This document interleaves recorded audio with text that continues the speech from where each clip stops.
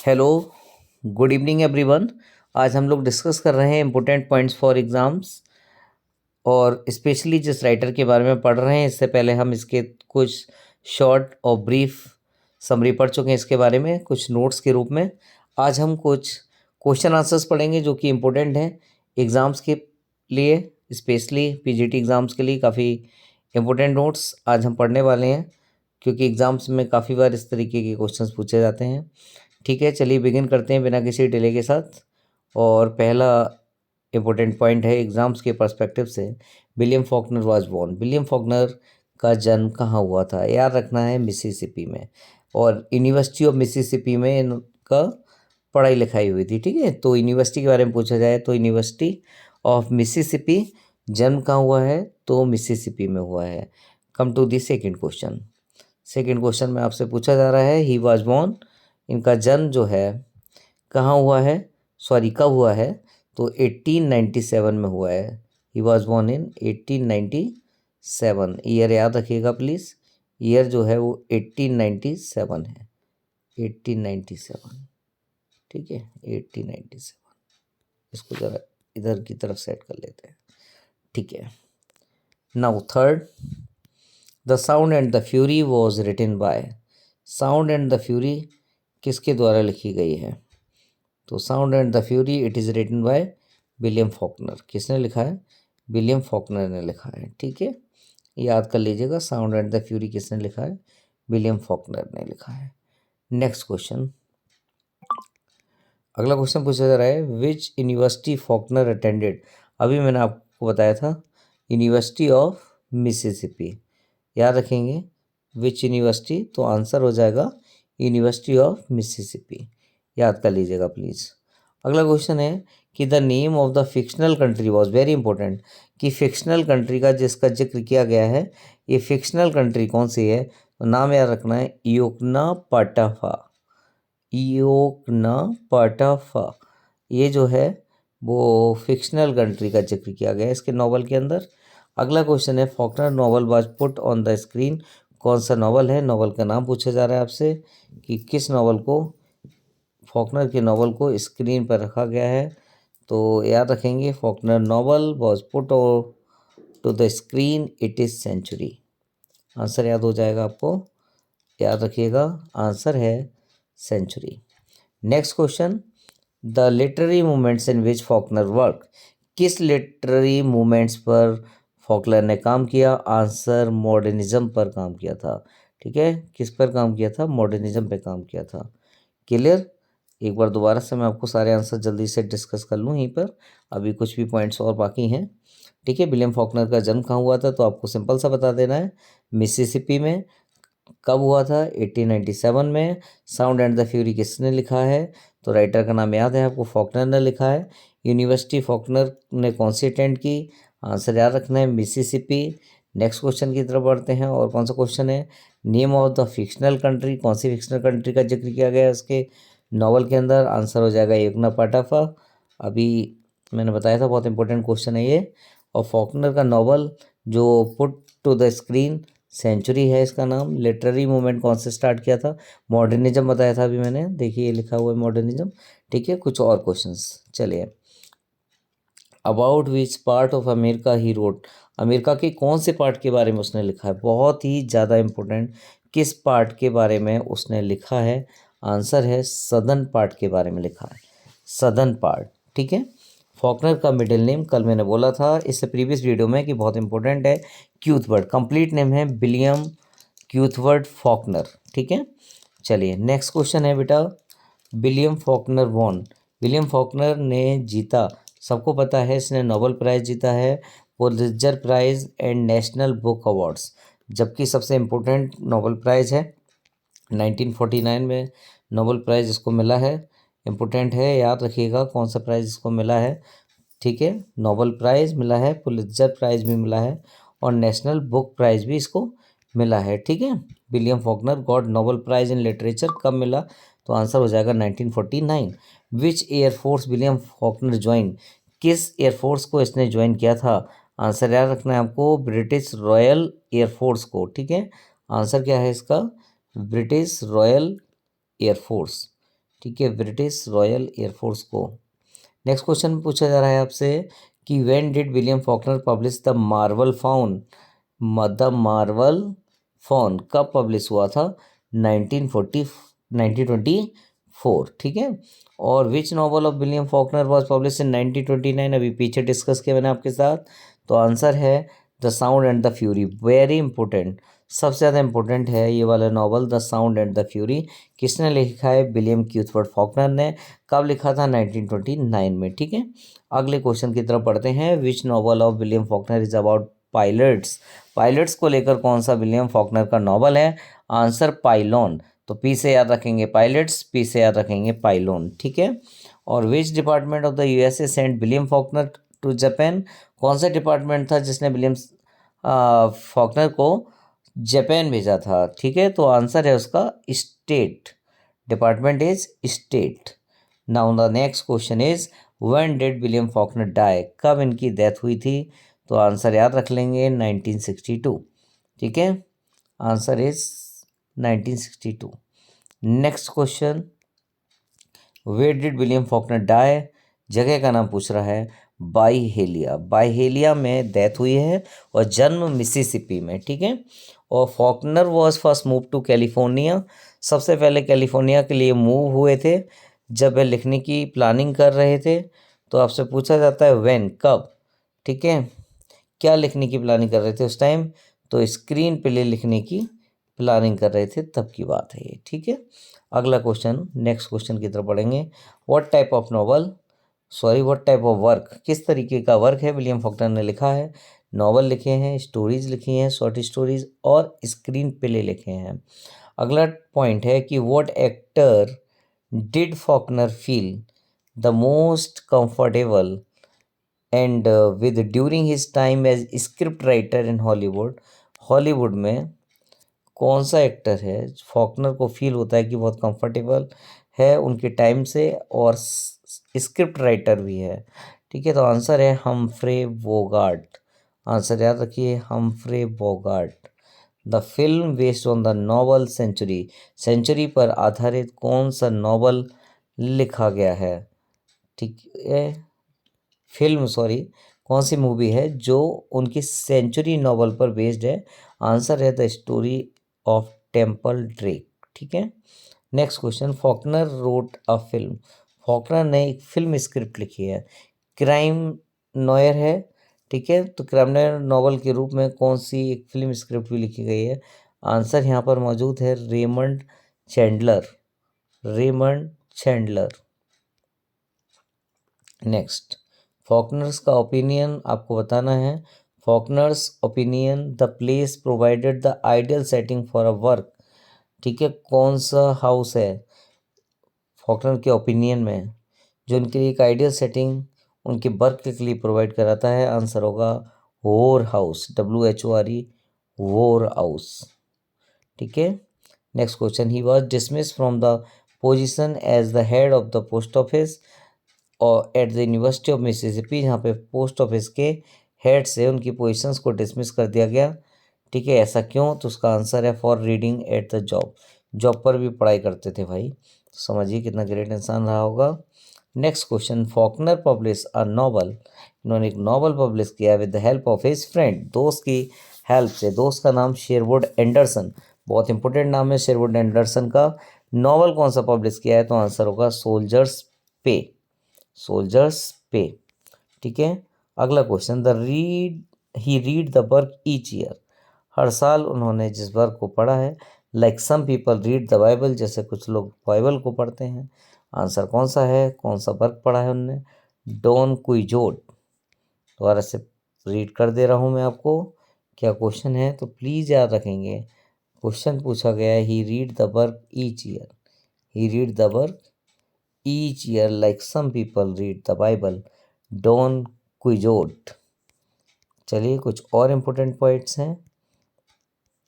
हाँ जी, तो फॉकनर का maximum novels take place in the imaginary country, अभी ही यही क्वेश्चन डिस्कस किया जा रहा था, अगेन दोबारा से सेम क्वेश्चन आ गया है। उस इमेजनरी कंट्री का नाम पूछा गया है, सॉरी काउंटी, काउंटी का मतलब लाइक अ स्टेट कह सकते हैं हम, ठीक है, तो आपको याद रखना है फॉकनर का मैक्सिमम नॉवेल्स में जो जगह यूज़ की गई है वो है युगना पाटाफा। ठीक है, next question. Even before sitting down in front of the paper and writing the first words I knew which had to be the last. 21 को रेफर किए गए हैं वर्ड्स, ये पूछा गया है। Even before sitting down in front of the paper and writing the first words I knew which had to be the last. As I lay dying, answer होगा as I lay dying. अब्सलोम, अब्सलोम बहुत famous है। ठीक है, question पूछा रहा है in Absalom, Absalom Quentin says, who says? Quentin says I don't hate it. I don't hate it. I don't hate it. What doesn't he hate? क्या hate नहीं करता? आंसर है द साउथ पार्ट। ठीक है, the south. कौन से writing work के अंदर? एब्सलोम, एब्सलोम। ठीक है, एब्सलोम, एब्सलोम में क्विंटन कहता है I don't hate it, I don't hate it. What doesn't he hate? तो answer is south. Next question. The advice Faulkner gave to writers, writers को जो एडवाइस देते हैं Faulkner, interested in narrative technique, what's the advice? To become a surgeon, advice है to become a surgeon और a bricklayer, या तो surgeon बनिए या फिर bricklayer. Next, in what year did Faulkner win the Nobel book award? तो answer याद रखना है 1951। ठीक है, और टाइटल था कलेक्टेड शॉर्ट स्टोरीज। ये नेशनल बुक अवार्ड मिला है फॉकनर को 1951 में। Tell him that at my age one is too old to travel so far only to dine with a stranger. This was Faulkner's response to an invitation from which president? किस president से उनको invitation मिला तो उन्होंने ये respond किया था? Kennedy का नाम आपने सुना होगा। देखिए, ये हैं president Kennedy, John F Kennedy, जिनके लिए उन्होंने इस तरीके से रिस्पॉन्ड किया है फॉकनर ने। Tell him that at my age one is too old to travel so far, only to dine with a stranger. This was Faulkner's response to an invitation from which president? Answer is Kennedy. Special meaning for temple drake, temple Drake के लिए एक special meaning क्या दिया गया है? तो answer है इसका a corn cob. How long did it take Faulkner to write his novel as I lay dying? कितना वक्त लगा लिखने में? 6 वीक का टाइम लगा था। नेक्स्ट क्वेश्चन पूछा गया है आपसे, the short story dry September किस चीज़ से रिलेट करती है? तो ये जो स्टोरी है वो रिलेट करती है the linking of a black man for an attack on a white women's.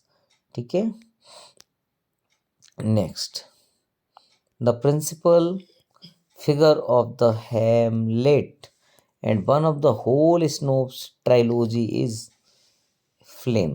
The principal figure of the Hamlet and of the whole Snopes trilogy is Flame.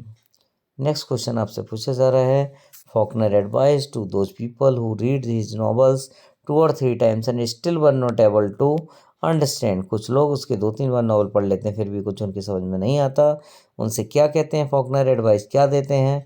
To read them 4 times, कहते हैं कोई बात नहीं, अब चौथी बार भी पढ़िए। Next है, this novel tells the story of Thomas Sutpen, very important. Thomas Sutpen के कहानी किस नॉवल में मौजूद है? At its heart is the mystery of a murder. Answer Absalom, Absalom बहुत important. Next, biography of on Faulkner, इसका title Faulkner FAULKNER, a biography publish in 1991 was written by, किसने लिखी है? आंसर जोसेफ ब्लोटनर, जिन्होंने इसको लिखा है। The subject of the Faulkner novel Absalom, Absalom का सब्जेक्ट क्या है? अभी मैंने करेक्टर का जिक्र किया था, सर्पेंस एंड कॉम्पसन्स। तो आंसर याद रखिए, सर्पेंस एंड कॉम्पसन्स। एग्नेस डी मिले created a ballad based on Faulkner's short story? Answer Rose for Emily. Next short story में है, ये शॉर्ट स्टोरी से रिलेट करता है क्वेश्चन कि in the short story a bear hunt Luke had, Luke क्या रखता था, ल्यूड हैड द हिकअप्स, हिचकी। ठीक है, शॉर्ट स्टोरी कौन सी है, अ बियर हंट। तो आज के कुछ क्वेश्चंस थे, वास्तव में इसमें काफ़ी सारे इंपॉर्टेंट क्वेश्चंस जो आपके साथ डिस्कस किए गए। खासकर कुछ चीज़ों को बहुत ज़्यादा फोकस से आपको याद रखना पड़ेगा। इंपॉर्टेंट पॉइंट्स में लाइक किस एरिया के बारे में राइटर ने लिखा है, सदर्न एरिया, इनका मिड नेम तो अभी मैंने बोला था क्यूथवर्ड। इसके अलावा कौन कौन से प्राइज़ मिले हैं, नोबेल प्राइज़, पुलित्जर प्राइज़ और नेशनल बुक अवार्ड। सबसे इम्पोर्टेंट है नोबेल प्राइज़, काफ़ी बार पूछा गया पेपर में, कब मिला था, 1949 में मिला है। ठीक है, इस सब के अलावा और कुछ चीज़ों के बारे में डिस्कस करेंगे। विलियम फॉकनर ने ज्वाइन की थी, कौन सी आर्मी ज्वाइन की थी, तो इसका आंसर है ब्रिटिश रॉयल एयरफोर्स को ज्वाइन किया। विलियम फॉकनर ने कौन से ईयर में पब्लिश किया है the Marvel, the Marvel form को लिखा गया 1924 में। ठीक है, ऐसे ही आपको याद रखना है। सबसे important novel the sound and the fury बहुत इंपॉर्टेंट है, 1929 में लिखा गया था। ठीक है, तो ये सबसे इम्पोर्टेंट है, अच्छे से पढ़ेगा इसके बारे में। और कौन सा नॉवल है विलियम फॉकनर ने लिखा है पायलट्स को लेकर, तो वो भी मैंने बोला पी से स्टार्ट होगा, पाइलॉन एंड पायलट्स। ठीक है, और कब डेथ हुई, 1962 में। इसके अलावा बाइहेलिया एक जगह का नाम जहाँ उनकी डेथ हुई थी। और next thing, first move to California, सबसे पहले फॉकनर जब कैलिफोर्निया के लिए मूव हुए तो क्या लिखने की प्लानिंग कर रहे थे, स्क्रीन प्ले लिखना चाहते थे। क्या क्या लिखा है उन्होंने, novel, short stories, screen play, सारा कुछ लिखा है। ठीक है, उनका जो एक एक्टर की बात की गई थी कि what actor did Faulkner feel most comfortable, तो जो मोस्ट कंफर्टेबल फील करता है उनके टाइम में वो है हम्फ्रे बोगार्ट, एक एक्टर है। ठीक है, सेंचुरी के बेसिस पर कौन सा film, the film based on novel century, century के बेसिस पर फिल्म बनी है, उसका नाम the story of Temple Drake है। ठीक है, याद रखिएगा। फॉकनर ने एक फिल्म स्क्रिप्ट लिखा क्राइम नॉयर के ऊपर, तो उसका नाम रेमंड चैंडलर है। इसके अलावा उनको डिसमिस क्यों किया गया था उनकी पोजीशन से, as the head of the post office, reading at the job, job पर पढ़ाई लिखाई के चक्कर में। ठीक है, और कौन सा फॉकनर का नॉवल है जो पब्लिश किया गया था उनके दोस्त की हेल्प से। ठीक है, अभी मैंने पढ़ा है आपको, सोल्जर्स प्ले है, उनके दोस्त की हेल्प से जो पब्लिश किया गया था, उस दोस्त का नाम शेरवुड एंडरसन। ठीक है, इसके अलावा और क्या इम्पोर्टेंट है, फॉकनर के मैक्सिमल नॉवल के लिए जो सिटी है इमेजनरी, उसका नाम युकना पाटाफा। ठीक है, even before sitting down in front of the paper and writing the first words as I laid down से ली हुई लाइन है। एब्सलम, एब्सलम बहुत फेमस है, इसकी इंपॉर्टेंट लाइन है, I don't hit the south. ठीक है, वॉट डजेंट ही हेट, क्या हेट नहीं करता south area. Advice Faulkner gave to writers interested in narrative technique, तो वह उनको एक एडवाइस देता है टू बिकम अ सर्जन और अ ब्रिकलेयर, या तो सर्जन बन जाओ या ब्रिकलेयर बन के तैयार हो जाओ। ठीक है, कलेक्टेड शॉर्ट स्टोरी कब पब्लिश हुई है, आंसर 1951 है। ठीक है, tell him that at my age one is too old to travel so far only to dine with a stranger, line किस फॉकनर की रिस्पॉन्स जो है वो किसके इनविटेशन को लेकर है, कौन से प्रेसिडेंट हैं, कैनेडी है। ठीक है, और special meaning of temple tracks, इसका स्पेशल मीनिंग पूछा जाए तो आंसर होगा कॉर्न कॉब। ठीक है, और how long did it take Faulkner to write his novel, इस नॉवल को एज ए लेड को लिखने में कितना वक्त लगा, 6 हफ्ते लगे थे। शॉर्ट स्टोरी डायरी सितंबर है, कंसर्न किससे रिलेट करती है, तो ये कहानी black man for an attack on a white woman, उसके ऊपर है ये पूरी कहानी। ठीक है, principal figure of the hamlet and of the whole Snopes trilogy it is Flem. Faulkner ने जो एडवाइस दी है उन लोगों के लिए जो नॉवेल्स पढ़ते हैं अपने 2-3 टाइम्स और अभी भी नहीं समझ पाते, तो आंसर है कि वो चौथी बार पढ़ लें। ठीक है, और नॉवल जो हमें थॉमस सिपियंस की कहानी बताता है, इससे पता चलता है कि its heart is the mystery of a murder, Absalom, Absalom है ये नॉवल।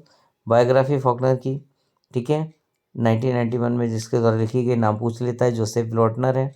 इसके अलावा नॉवल अब्सलोम एब्सलोम, ठीक है, उसके सब्जेक्ट्स क्या हैं, सिपेंस और कॉम्पसन्स हैं। एग्नेस डी मिले, ये क्रिएटेड एक बैलेड है। फॉकनर की short story a rose for Emily के बेसिस पे है, और स्टोरी में the bear hunt Luke had, तो इसका आंसर है उसको हिकअप्स आ गई, ठीक है। तो दोस्तों ये सब कुछ इंपॉर्टेंट पॉइंट थे इस राइटर के बारे में जो आपको अच्छे से पढ़ लेने चाहिए। एक बार दोबारा से विलियम फॉकनर के बारे में आप अच्छे से पढ़ लें, और कल हम उपस्थित होंगे किसी नए राइटर के साथ। तो दोस्तों आज का लेक्चर यहीं पर ओवर होता है। आप विलियम फॉकनर के बारे में अच्छे से पढ़ें। कुछ इंपॉर्टेंट क्वेश्चन मैंने आपके साथ डिस्कस कर लिए हैं। इससे प्रीवियस वीडियो में मैंने उसके बारे में कुछ शॉर्ट बायोग्राफी डिस्कस की थी। पेपर का टाइम बहुत कम है, इसलिए बस कुछ कुछ इंपॉर्टेंट पॉइंट्स ही मैं आपको बताने जा रहा हूँ। बहुत डिटेल में इसके बारे में नहीं पढ़ा रहा हूँ, इसको पढ़ लीजिएगा। कल हम एक नए राइटर के साथ हाजिर होंगे। तो आप सभी के लिए गुड नाइट। आप अच्छे तरीके से तैयारी करते रहें। मिलते हैं कल एक छोटे से ब्रेक के बाद। Okay, bye bye.